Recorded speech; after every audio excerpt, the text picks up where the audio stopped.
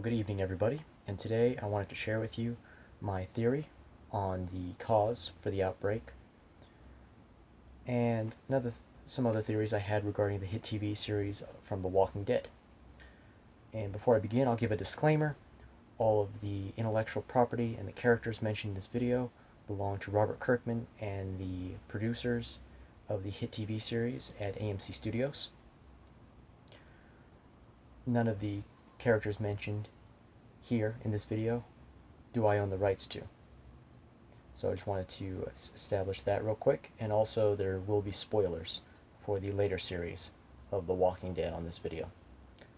Just to let you know. Now let's begin. And my theory is that while Rick was serving as a sheriff's deputy in season 1 and he was shot, he actually died in the hospital. And since then, the entire series has been set in purgatory, and all of his friends that he's encountered on the series actually died as well in real life. So let me begin with evidence that I believe supports this theory. And in season 1, Shane mentions that he put his ear next to Rick's chest and he didn't hear a heartbeat, and there's no way he could have survived. Also in season 1, they mentioned that the cause for spreading the disease could have been bacterial, viral, or fungal. And somebody else mentions, another character, she mentions that it could have been the wrath of God as well. And I think that's further evidence for my theory. Also, in season 8, I believe, before Carl's passing, he mentions that he had this vision where Rick had a gray beard and they were living in this paradise setting. And I think that's an illusion that they're trying to achieve salvation, and that location that he was imagining is actually heaven, and that's what they're trying to work towards. And that's why they don't give in to temptation and kill themselves or let themselves be eaten, because they know that there's something better waiting for them. Also, I wanted to mention that according to my theory, the demons, they represent tormented souls, or, I'm sorry, I just gave it away. The zombies, they represent tormented souls or demons. And also, you notice in the series you don't have any zombie animals. And in the Judeo-Christian religions, animals don't have souls. Therefore, without souls, they're not able to succumb to the physical transformation and become zombies. Also, I wanted to mention that I think Negan,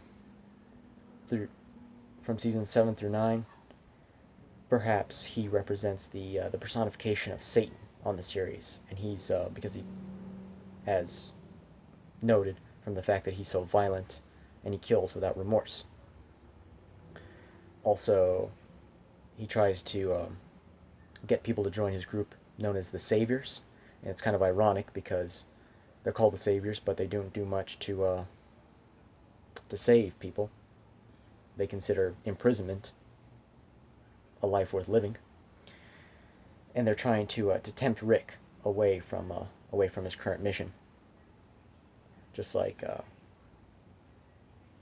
Jesus was tempted in the desert by Satan. And if you notice, like in a lot of TV shows, they compare usually the protagonist to Jesus. You could use Lost as an example. His name was Jack Shephard.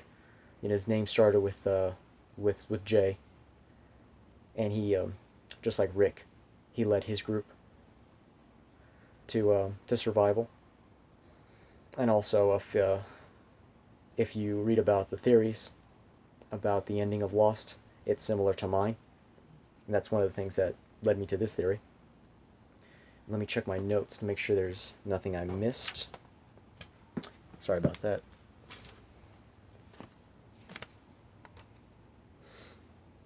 It looks like we covered everything, except for this last one. In season 9, I believe it's the mid-season finale, when Rick is impaled by a steel beam after falling off his horse, literally. He has these visions of all his friends that have, all the people that have died throughout the series, and in one scene he sees all of his friends dead. And I think that's that's an allusion to the fact that they've been dead this entire time, and he's finally coming to the realization of his current situation. So I hope you guys like this video, and if you liked it, please hit that like button or subscribe. And if you don't mind, share it with your friends if you'd like to. And I hope you guys have a good rest of the day. Thank you, and have a good one.